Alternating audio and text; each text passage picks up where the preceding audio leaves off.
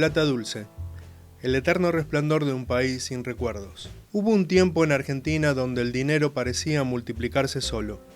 No hacía falta trabajar más ni producir mejor.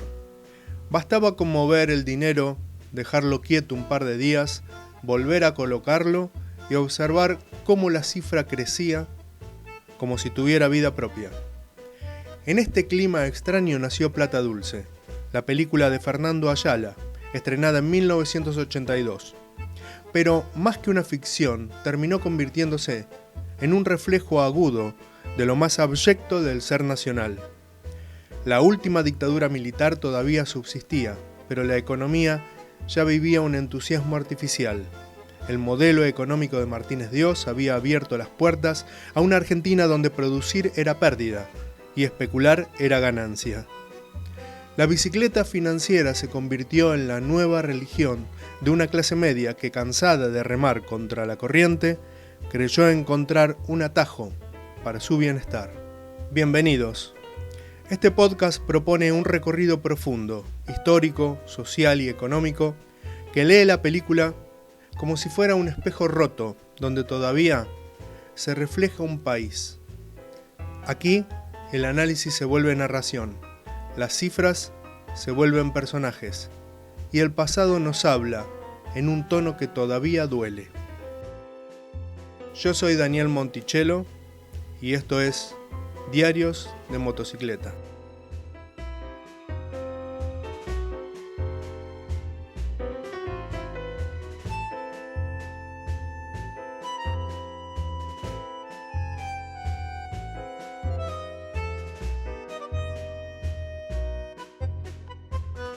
Capítulo 1.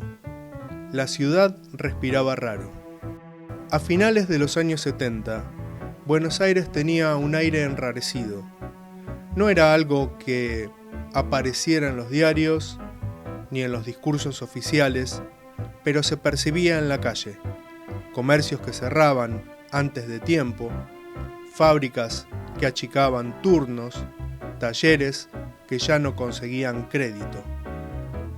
Mientras tanto, las colas en los bancos crecían. La plata se movía más en papeles que en máquinas.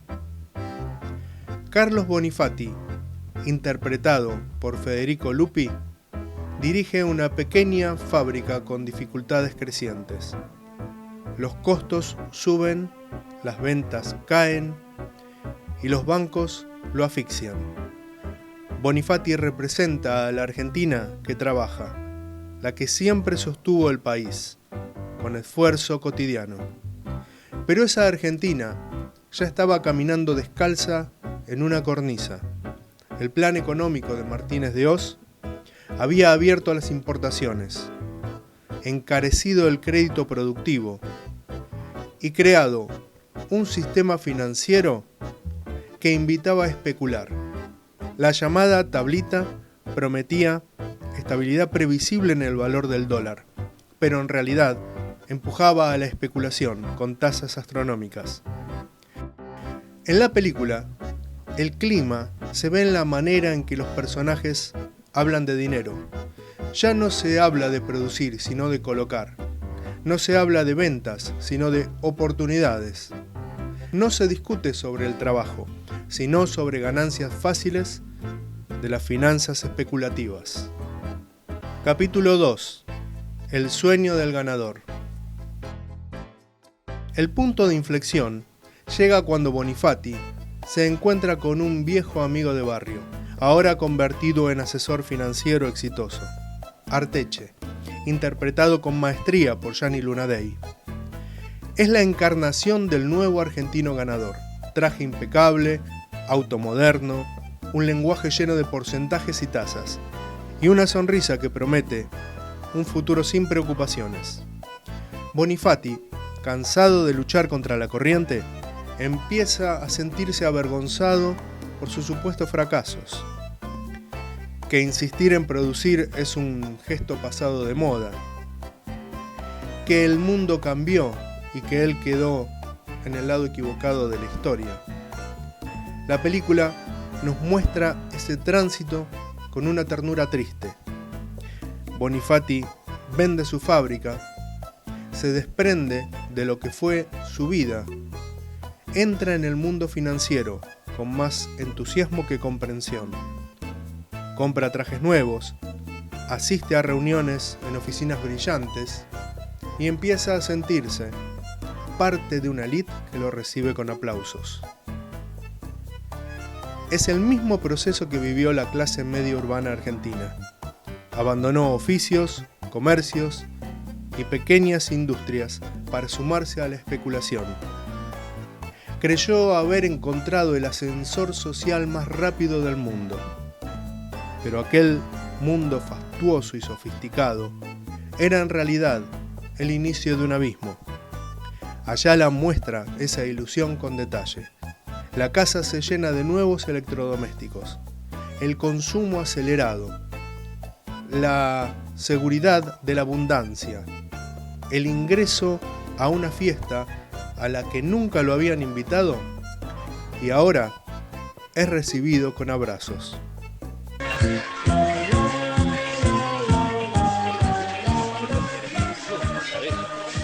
La cantidad de gente que había. Lo que pasa es que ahora con el dólar barato es un fenómeno viajar. ¿Sabes cómo nos esperan allá? Y claro, ahora se dio vuelta la tortilla. Ahora no le vamos a pedir nada a nadie. Los que ponemos los dólares somos nosotros, querida. Los argentinos. Capítulo 3. Los que siempre pierden. Hay mecanismos económicos que parecen diseñados por una mano que no conoce la calle. Sistemas que funcionan perfectos en los papeles, pero que al tocar la vida real la arrasan. La bicicleta financiera fue uno de esos mecanismos. Una coreografía precisa, fría, sin olor a país. En Plata Dulce, la bicicleta se explica con gestos más que con gráficos. El brillo en los ojos de quienes la ven venir, la ansiedad del que llega tarde, la soberbia del que se cree ganador. Pero detrás de cada gesto había un calculado mecanismo económico. La bicicleta financiera funcionaba así. Primero, el Estado argentino tomaba deuda en dólares en el exterior a tasas bajas. Segundo, las entidades financieras recibían esos dólares y los prestaban dentro del país. Tercero, las tasas internas eran altísimas, muchas veces superiores al 100%. Quien tomaba pesos los colocaba en instrumentos financieros de corto plazo. Luego, pasaba esos pesos nuevamente a dólares y la diferencia quedaba como ganancia. Era un circuito cerrado, brillante, para unos pocos, un casino sostenido por deuda externa. Cada operación ganadora era un ladrillo que se le quitaba al país para alimentar un edificio ajeno. Para dominar la escena, la dictadura instaló la tablita cambiaria, un cronograma preanunciado de devaluaciones. El dólar ya no era riesgo, era un calendario. Pero detrás de los números había un movimiento brutal. La bicicleta financiera implicó una transferencia de recursos de quienes producían hacia quienes especulaban. La economía política lo denominó financiarización regresiva. Toda bicicleta financiera tiene un punto en el que la rueda deja de girar. Es matemática, no ideología. Basta con que el flujo de deuda se frene o con que el dólar deje de obedecer al calendario para que el edificio entero se desmorone. Las ganancias eran privadas, silenciosas, rápidas. Las pérdidas fueron públicas, ruidosas y eternas. Cuando Bonifati queda sin nada, la Cámara no necesita explicar que esa caída es colectiva. Un país entero había quedado sin pies, sin fábrica, sin industria. La especulación se tragó el trabajo, la deuda el porvenir. Ayala no narra una caída, la expone como un derrumbe sin testigos. Bonifati irrumpe en un salón donde alguna vez fue celebrado, pero la música ya se extinguió, las copas están vacías y nadie recuerda su nombre. Llega tarde, no a una fiesta, sino a su propia ruina. El dinero no se perdió, fue arrancado. Y en ese silencio espeso, Bonifati se hunde, lento, irremediablemente, en la ruina que lo nombra y lo borra al mismo tiempo. There's one answer only. Freedom. Complete freedom. Freedom in the full meaning of the word. Solamente hay una respuesta. Libertad. Libertad completa. Libertad en el pleno sentido de la palabra. If we want a free world, we must fight for a free economy. Si querer un mundo libre, tenemos que luchar por una economía libre.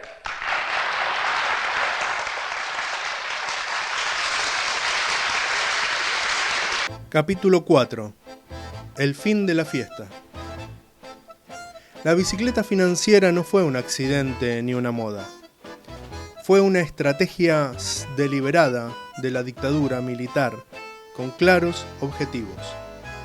Primero, desmantelar el aparato productivo. Segundo, favorecer al capital financiero. Tercero, atraer endeudamiento externo. Cuarto, disciplinar a la clase trabajadora. Quinto, concentrar y centralizar el capital en pocas manos. No se trató de errores de cálculo, fue un proyecto económico que eligió ganadores y perdedores, con precisión quirúrgica. El final es una de las escenas más dolorosas del cine argentino. Bonifati cae preso por defraudación y estafa. Nadie lo visita excepto su concuñado, que también quedó en la ruina. Nada queda del pequeño empresario que fue, ni del hombre de negocios en que creyó convertirse. Cuando la tablita estalló, cuando los bancos quebraron, cuando las tasas destruyeron miles de industrias, cuando la deuda se volvió impagable, la Argentina cayó en un pozo social del que tardamos décadas en salir. Fábricas cerradas, comercios vacíos, endeudamiento masivo, desocupación, empobrecimiento urbano. Ayala lo filma con una delicadeza cruel. No hay golpes de efectos, solo un hombre derrotado que ambicionaba subir hasta lo más alto y ahora se precipita en el abismo, como la Argentina entera. Que era todo grupo. Arteche se estaba rajando.